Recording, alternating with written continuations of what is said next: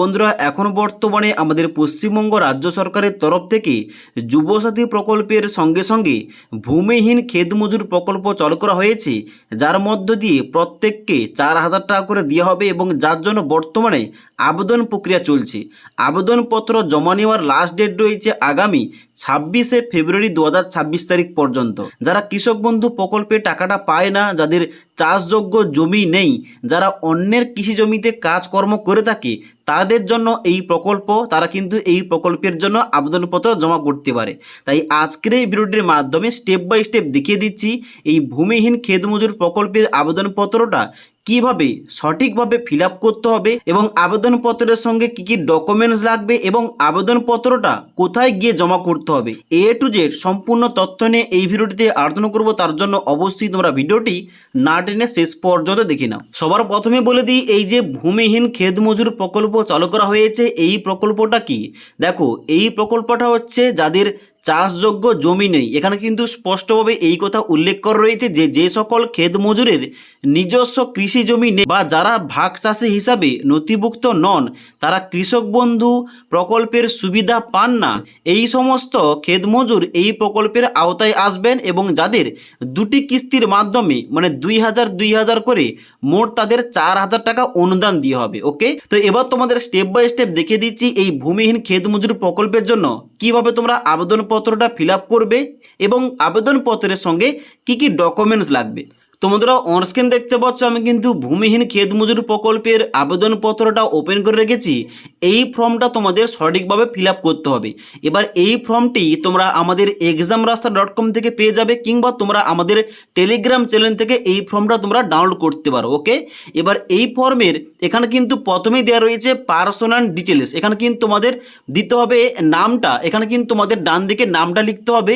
এবার এখানে কিন্তু অবশ্যই যারা ইংরেজিতে ফর্মটা ফিল আপ করবে তাদের কিন্তু ক্যাপিটাল লেটারে মানে বড় হাতের কিন্তু তোমাদের এখানে তোমাদের নামটা লিখতে হবে, নাম এবং টাইটেলটা। ওকে, এবার এখানে তোমাদের একটা ইনফরমেশন দিয়ে রাখি, যারা তোমরা ফর্ম ফিল আপ করছো মানে যে আবেদনকারীর একটা পাসপোর্ট সাইজের রঙিন ফটো ডান দিকে এই যে একটা জায়গা রয়েছে, এই জায়গায় কিন্তু মারিয়ে দিতে হবে। ওকে, এবার এখানে তোমরা নিচের দিকে আসবে, নেক্সট কি বলা হচ্ছে, নেক্সট বলা হচ্ছে রেসিডেন্সিয়াল অ্যাড্রেস, বাসস্থানের ঠিকানা।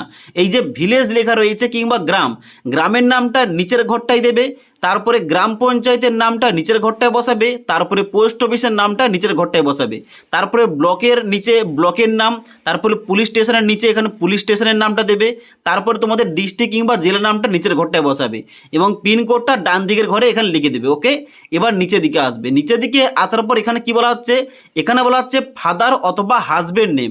যারা এখানে ছেলেরা আবেদন করছে তারা কিন্তু এখানে বাবার নামটা দেবে, আর যারা বিবাহিত মহিলা আবেদন করছে তারা কিন্তু এই ঘরটায় স্বামীর নাম বসিয়ে দেবে। ওকে, এবার নিচে রয়েছে এখানে ডেট অফ বার্থ, যেখানে তোমাদের জন্ম তারিখটা লিখতে হবে। প্রথম তোমাদের দুটি ঘরে দিন বসাবে, তারপর তোমাদের দুটি ঘরে এখানে মাস বসাতে হবে এবং তারপর তোমাদের 4টি ঘরে এখানে ইয়ার কিংবা তোমাদের জন্মসালটা বসিয়ে দিতে হবে এবং 1/4/2026 তারিখ অনুযায়ী তোমার বয়সটা কত এখানে কিন্তু তোমাদের ডান দিকের ঘরে কিন্তু এখানে বসিয়ে দিতে হবে। ওকে, এবার নিচের দিকে আসবে, নিচের দিকে আসার পর রয়েছে জেন্ডার, তোমরা মেল না ফিমেল অ্যাপ্লিকেশন করছো, এখানে তোমাদের ওই ঘরে টিক চিহ্ন করতে হবে।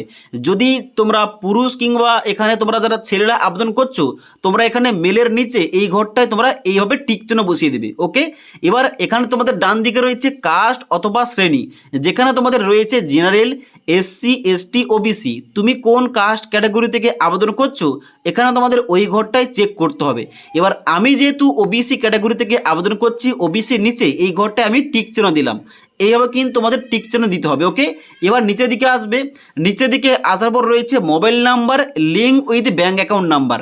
এবার তোমার মোবাইল নাম্বারটা দিতে হবে, তোমার ব্যাঙ্ক অ্যাকাউন্টের সঙ্গে যে মোবাইল নাম্বারটা লিঙ্ক রয়েছে ওই মোবাইল নাম্বারটা এই ডান দিকের ঘরে লিখে দেবে। ওকে, নিচের দিকে আসবে, বলা হচ্ছে এখানে আধার কার্ড নম্বর, এখানে কিন্তু তোমাদের আধার কার্ড নম্বরের জায়গায় এখানে তোমাদের আধার কার্ডের নাম্বারটা লিখতে হবে, ভোটার কার্ডের নিচে এখানে তোমাদের ভোটার কার্ডের নাম্বারটা লিখতে হবে। ওকে, এবার সবথেকে যেটা গুরুত্বপূর্ণ এখানে পয়েন্ট রয়েছে ব্যাঙ্ক অ্যাকাউন্ট ডিটেলস কিংবা ব্যাংকের তথ্য। এখানে তোমাদের ব্যাঙ্ক অ্যাকাউন্টের নাম্বারটা, নাম এবং ব্রাঞ্চের নামগুলো সঠিকভাবে দিতে হবে, কারণ তোমাদের ব্যাঙ্ক অ্যাকাউন্টে দুটি কিস্তির মাধ্যমে তোমাদের 4,000 টাকা দেওয়া হবে। ওকে, তো এখানে বলা হচ্ছে প্রথম name as per bank account. Bank account অনুযায়ী তোমার নামটা কিন্তু এই ঘরটাই লিখবে, মানে এই যে সাদা ঘরটা দেওয়া রয়েছে এই ঘরটাই লিখবে। তারপরে অ্যাকাউন্ট নাম্বার নিচে এই ঘরটায় তোমাদের অ্যাকাউন্ট নাম্বার সঠিকভাবে লিখতে হবে এবং আইপিসি কোড জায়গায় এখানে তোমাদের নিচে আইপিসি কোড নাম্বার লিখতে হবে। তারপরে ব্যাঙ্ক নেমের নিচে এখানে কিন্তু এই ঘরটায় তোমাদের ব্যাংকের নাম লিখবে। যদি তোমাদের স্টেট ব্যাঙ্ক অফ ইন্ডিয়া হয়ে থাকে তাহলে কিন্তু তোমরা লিখবে স্টেট ব্যাঙ্ক অফ ইন্ডিয়া। ওকে, এবার ডান দিকে দেখতে পাচ্ছ ব্রাঞ্চ নেম, এখানে কিন্তু তোমাদের শাখা অফিসের নামটা এই ঘরটায় লিখতে হবে। এবার এই সমস্ত তথ্যগুলো তোমাদের যে ব্যাংকের বই রয়েছে তার প্রথম পাতায় পেয়ে যাবে। ওকে, নিচে দিকে আসবে, নিচে দিকে আসার পর বলা হচ্ছে অ্যাকাউন্ট টাইপ, তোমাদের কি ধরনের অ্যাকাউন্ট। যাদের তোমাদের সেভিংস অ্যাকাউন্ট, প্রায় কিন্তু এখানে সবার সেভিংস অ্যাকাউন্ট, তাহলে কিন্তু এখানে তোমাদের সেভিংস অ্যাকাউন্টের ডান দিকে এই ঘরটায় টিক চিহ্ন বসাবে। ওকে, এবং ব্যাংকের পাসবইতে তোমার যদি ফটো থেকে থাকে এখানে ফটো ব্যাংক পাসবুক, এখানে কিন্তু এই ঘরটায় টিক চিহ্ন বসাবে। ওকে, এবার নিচে দিকে আসবে, নিচে দিকে আসার পর এবার তোমাদের নমিনি অ্যাড করতে হবে, তুমি কাকে নমিনি রাখতে চাও। ওকে, তো এখানে কিন্তু বলা হচ্ছে নেম অব নমিনি, এখানে কিন্তু নমিনি নামটা বসিয়ে দেবে। তুমি যদি তোমার ছেলের নামটা দিতে চাও দিতে পারো, তোমার স্বামীর নাম দিতে পারো, কিংবা যারা এখানে পুরুষরা আবেদন করছে তারা কিন্তু তার স্ত্রীর নামটা এই ঘরটায় লিখতে পারে নমিনি হিসাবে। ওকে, এবার বলা হচ্ছে রিলেশন উইথ অ্যাপ্লিক্যান্ট, মানে আবেদনকারীর সঙ্গে নমিনির সম্পর্ক কি। যারা তোমরা ছেলের নাম দেবে এখানে কিন্তু অবশ্যই সন বসাবে, যারা তোমরা স্ত্রীর নামটা বসাবে এখানে কিন্তু তোমরা ওয়াইফ বসাবে, যারা তোমরা স্বামীর নামটা দেবে এখানে কিন্তু হাজবেন্ড দেবে এই ঘরটায়। ওকে, মানে তুমি যে নামটা দেবে ওই নাম অনুযায়ী আবেদনকারীর সঙ্গে কি সম্পর্ক এখানে তোমাদের লিখতে হবে। এবং ডান দিকে নমিনির বাবার নাম কিংবা হাজবেন্ড নেমটা এই ঘরটায় লিখবে। তারপর নিচে নমিনির ডেট অফ বার্থের জায়গায় এখানে প্রথম তোমাদের দুটি ঘরে ডেট, তারপর তোমাদের দুটি ঘরে মাস, এবং তারপর তোমাদের এখানে 4টি ঘরে ইয়ার কিংবা তোমাদের সালটা বসিয়ে দিতে হবে। ওকে, এবং 1/4/2026 তারিখ অনুযায়ী নমিনির বয়সটা কত হচ্ছে এই ঘরটায় বসাবে। এবার যদি নমিনির বয়সটা 18 বছর কিংবা তার নিচে হয়ে থাকে তাহলে কিন্তু নমিনির অভিভাবকের নামটা এই ঘরটায় লিখতে হবে।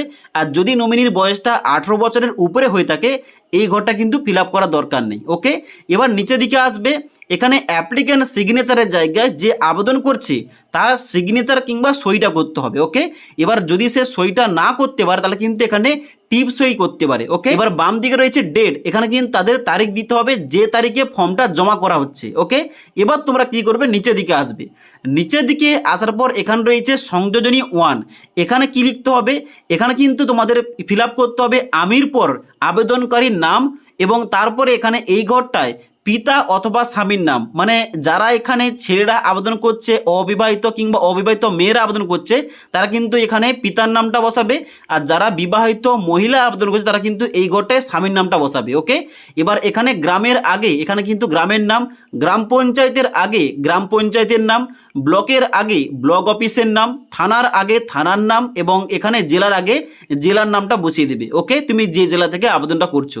এবার নিচের দিকে আসার পর এখানে কিন্তু স্পষ্টভাবে উল্লেখ করা রয়েছে যারা কৃষক বন্ধু, লক্ষ্মী ভাণ্ডার কিংবা এইরকম অন্যান্য প্রকল্পের টাকা পায় তারা কিন্তু এই প্রকল্পের জন্য আবেদন করতে পারবে না। ওকে, তাদের কিন্তু এগুলো কিন্তু চেকমার্ক করার দরকার নেই। নিচের দিকে আসবে, এখানে আবেদনকারী স্বাক্ষরের জায়গায় এখানে সিগনেচার কিংবা সইটা করবে, এবং বাম দিকে স্থানের জায়গায় তোমরা পোস্ট অফিসের নাম কিংবা তোমরা গ্রামের নাম লিখতে পারো, এবং তারিখের জায়গায় তুমি যে তারিখে ফর্মটা জমা করছো ওই তারিখটা কিন্তু তোমাদের দিতে হবে। ওকে, এবং ডান দিকে আবেদনকারীর মোবাইল নাম্বারের জায়গায় এখানে কিন্তু মোবাইল নাম্বারটা লিখতে হবে। ওকে, এবার নিচের দিকে আসার পর তোমাদের 3 নম্বর ফর্মটা রয়েছে সংযোজনী এ, এখানে তোমাদের দিতে হবে আধারের তথ্য এবং আধারের সঙ্গে যুক্ত মোবাইলের তথ্যগুলো তোমাদের দিতে হবে, যেখানে আমির পর আবেদনকারীর নাম, তারপরে তার পিতা অথবা স্বামীর নাম, তারপরে গ্রামের আগে গ্রামের নাম, গ্রাম পঞ্চায়েতের আগে গ্রাম পঞ্চায়েতের নাম, ব্লকের আগে ব্লকের নাম, এবং জেলার আগে এখানে কিন্তু জেলার নামটা বসিয়ে দিতে হবে।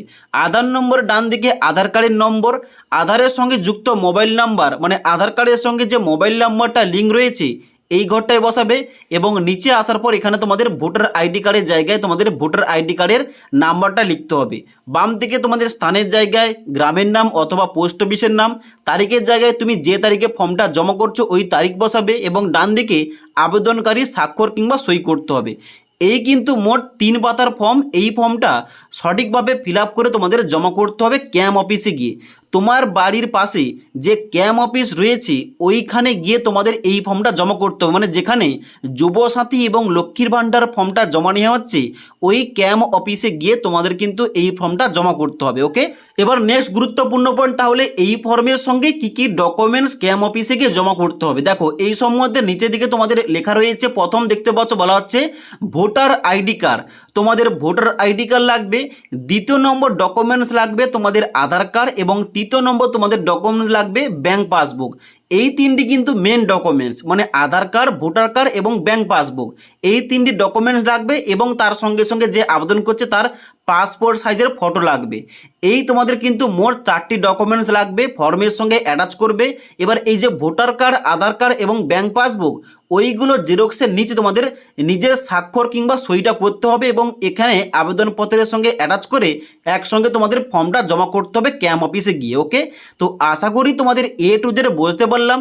এখন যে বর্তমানে ভূমিহীন ক্ষেত মজুর প্রকল্পের জন্য আবেদনপত্র জমা নেওয়া হচ্ছে, এই ফর্মটা তোমরা সঠিকভাবে কীভাবে ফিল আপ করবে এবং আবেদনপত্রের সঙ্গে কী কী ডকুমেন্টস লাগবে, কোথায় গিয়ে জমা করবে, এবং এখানে আবেদন করার লাস্ট ডেট কী রয়েছে, এ টু জেড বলে দিলাম। যদি আজকের এই ভিডিওটির আপডেট তোমাদের ভালো লেগে থাকে একটি লাইক করবে এবং বন্ধুদের অবশ্যই ভিডিওটি শেয়ার করে দেবে।